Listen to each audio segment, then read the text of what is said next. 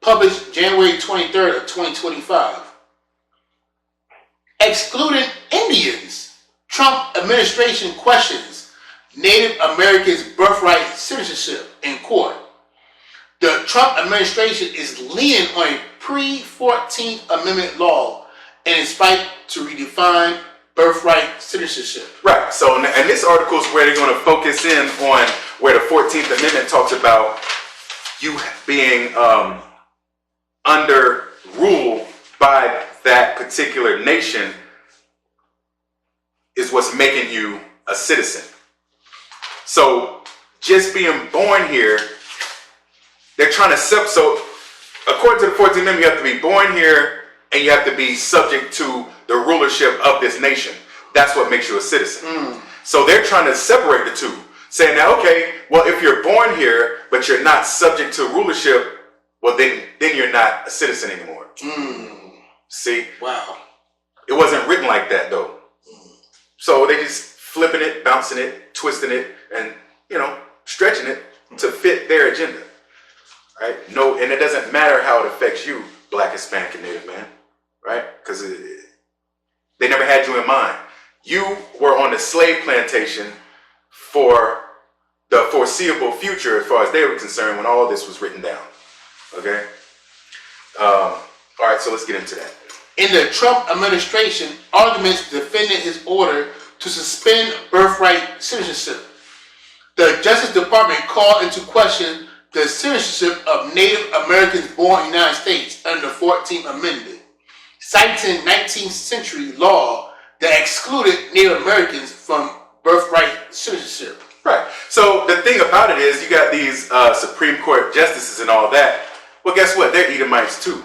So they're saying, hey, Donald Trump, you can't do this, right? But you know what else they're probably doing? They're saying, hey, come over here. We'll show you how to get it done. Right? We'll show you what you have to change, what words you need to focus on, not, don't say it like this, let's change this and that, and then we can start to move it in the direction that we want it without having the uproar of people saying, hey, you're disregarding the Constitution. They're crafty, man. Yep. And there is no end to how far they'll go, right, to keep the Israelites down. So just keep that in mind, people. Like, all we got is us, the Israelites, the 12 tribes. You don't have friends amongst the other nations, right? You only have associates and co-workers, right? And you're going to find that out as time goes by, right? Just like Kropzai said, how many $1,000 rewards are going to be issued out for them turning in Israelites, right? They're blowing the whistle. They're saying, hey, we know some Israelites that stay over there, right? Some Mexicans, some natives, right? They thought they were blending in, but no, we see them. Go get them. Right. And they might be 100% legit. They still going to get taken, kidnapped, held, right? And who knows how long, right? Until they can come up with whatever they need to keep them locked up or to get them out of here. And a lot of times, Esau do that with drug dealers and criminals. A lot of times they just arrest you to put hell on you. No, good and well, you legal, we're going to hold you so you can lose your job. And you can't pay your rent. Yep. Put you in disarray. That's it. Yeah, I mean, they feed the legal system with the Israelites on arrests that don't lead to convictions. Right, yep. You get arrested, you get a rent, you go downtown, case gets thrown out, but guess what? You missed work. Yep. You had to come in. You had to pay the court costs. All this, somebody, people are questioning you now. Oh, but damn, I thought he was a good guy. But he's in court. He was locked up. But he just minding his damn business. Yep. This place is wicked and it's against the Israelites. It's crazy. Let's read on. In a case on Trump birthright citizenship executive order coming out of Washington, Justice Department attorneys quote the 14th Amendment, which reads that all persons born on naturalized in the United States and subject to the jurisdiction thereof are citizens of the United States and of the state wherein they reside. Right. You got to be subject to the jurisdiction thereof. Go ahead. And hang their one of their arguments on the phrase subject to the jurisdiction thereof. There you go. See, that's the part they want to zero in and only focus on that part. Now they're going to start getting the support of these other politicians, Edomites, right? Go ahead. Under the plain terms of the clause, birth in the United States does not itself entitle a person to citizenship. Well, that's what we've always been told. That was everybody's understanding. But now all of a sudden they're saying, no, that's y'all were interpreting that wrong, right? Go ahead. The person must also be subject to the jurisdiction of the United States. The following reads. There you go. So that's all they got to do is demonstrate that, oh, well, you're not, held to under the jurisdiction, and, I don't know how they're going to do that, but please believe they're going to do it. And then you're out of here. And you don't have a leg to stand on, right? Because they don't respect you. They don't value you. They would love you to believe they don't need you. But they do, right? But it's just some food for thought, people. Look at what the politicians are doing. Are they working on policies that help benefit your economic situation, help your family get stronger, or get you a better job, or more opportunities? No. And even like that article was titled, this is his first, I want to say this is his first thing that he's working on, right? This is his first objective. Man. To oppress the Israelites, right? You would think he had bigger fish to fry than mess with the Native Indians. Mm-hmm. The Native Indians who don't have no say-so, they don't have no weight to throw around here in America. They pretty much just like, they just being thrown around like rag dolls, them being pushed into the worst parts of America, that's not good enough for the so-called white man and other nations. No, we gotta now humiliate them more by making them feel like they're aliens in their own land, on their own land. It's terrible. Any more on the? Yeah. Okay, let's go. The Justice Department then goes on to cite the Civil Rights Act of 1866, which predates the 14th Amendment by 2 years. The Justice Department attorneys specifically cite a section of the act that notes that all persons born in the United States and not subject to any foreign power, excluding Indians not taxed, are hereby declared to be citizens in the United States. Excluding Indians not taxed. So, if you're a so-called Indian and you're not taxed, they feel like you're not a citizen. I mean, read on. The Trump administration then goes on to argue that the 14th Amendment language, the phrase subject to the jurisdiction thereof, is best understood to exclude the same individuals who are excluded by the act, those who are subject to any foreign power, and Indians not taxed. Hey, they're giving their own interpretation on these laws so they can get what they want done, right? Go ahead. The Justice Department attorneys return to the topic of whether or not Native Americans should be entitled to birthright citizenship later in the arguments, citing a Supreme Court case, Elk versus Wilkins, in which the court decided that because members of Indian tribes owe immediately alliance to their tribes. Mm-hmm.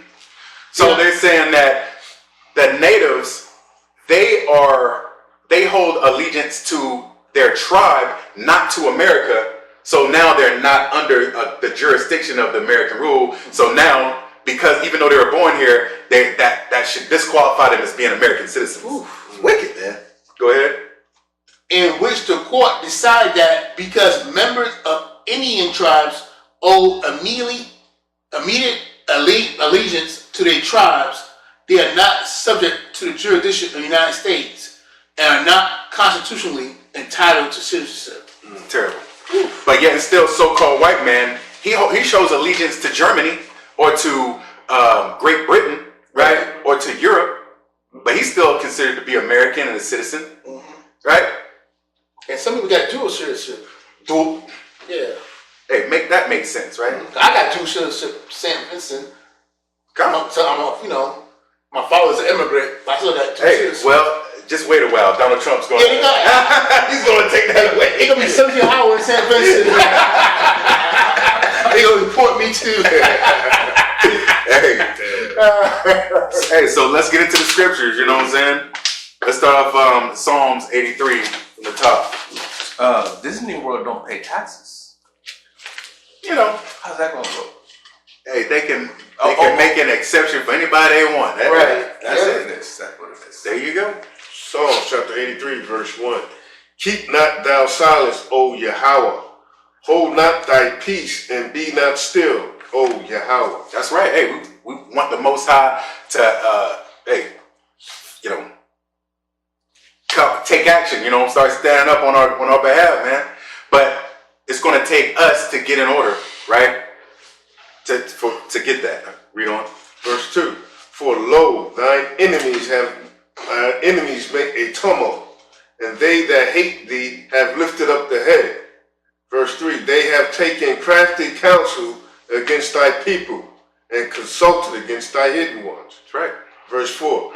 They have said, Come, and let us cut them off from being a nation, that the name of Israel may be no more in remembrance. That's right. It's no more in our remembrance, right? But they remember. They remember that we the Israelites. Right. All right? Go ahead. So that was it on that? So, hey, them other nations, right, are enemies. They get riled up off of hatred for the Most High, right? Because they hate the Most High and his chosen people, right? And then they get proud. And that's where they are now, right? And now they want to be the Most High. We got to separate ourselves from that, man. They want to remove their shame, and they want to escape their guilt, right? They don't want to have to be looking at Israelites and being reminded of what they did to us, right? Because that makes them feel bad. They just want to be happy-go-lucky, right? So let's get Obadiah in verse 10. Obadiah verse 10.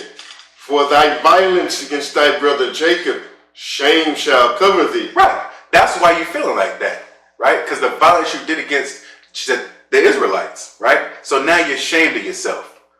So when you see the Israelites, hey, you start feeling guilty and bad.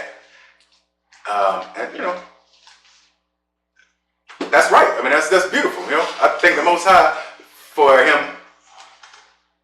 there being some kind of adverse effect for your actions, right? Because your judgment has not fully formulated yet. And so a lot of Edomites, proud, they think they don't have anything coming, right? It's nothing but they up from here for them. But according to the scriptures, he who leadeth into captivity shall go into captivity. And he who killeth with the sword must be killed with the sword. Right. And I say amen to that.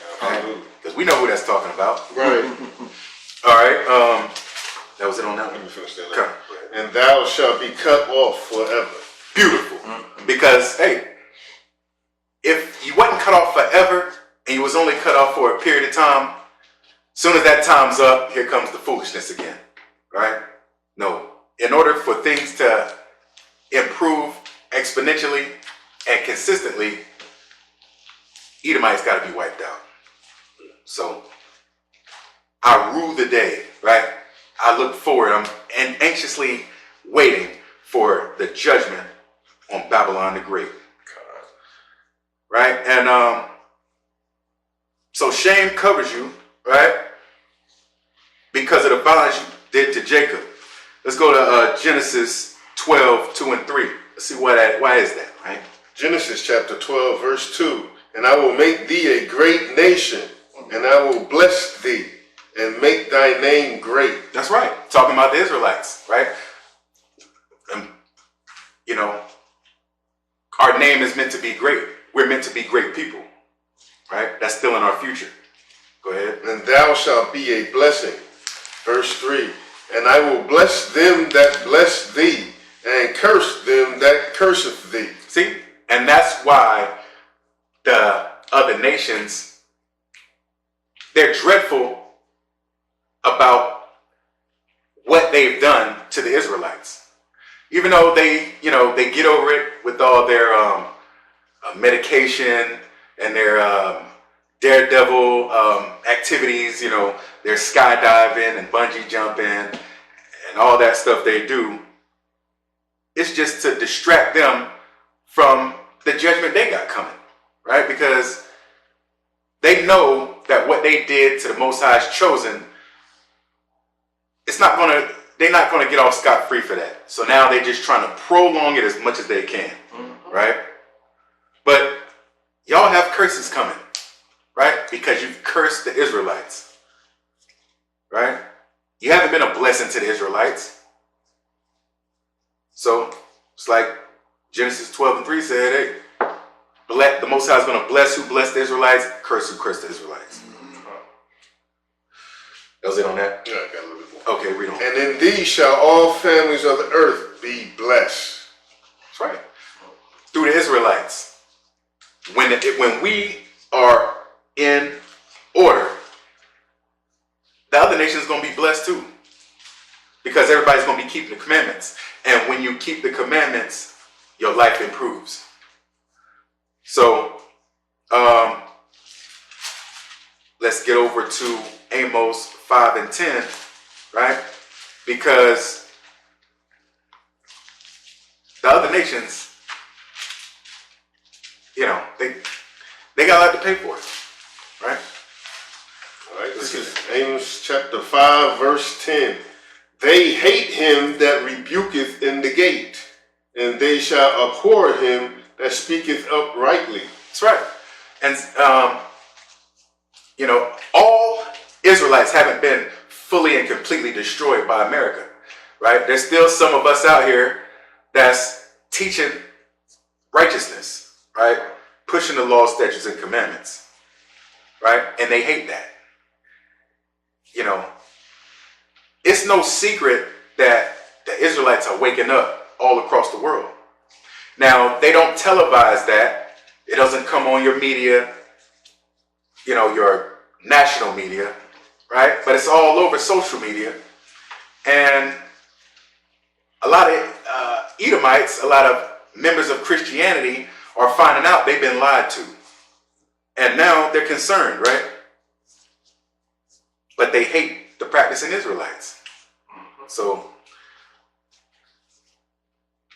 it's, you know, they got a lot to pay for. They got a lot to pay for.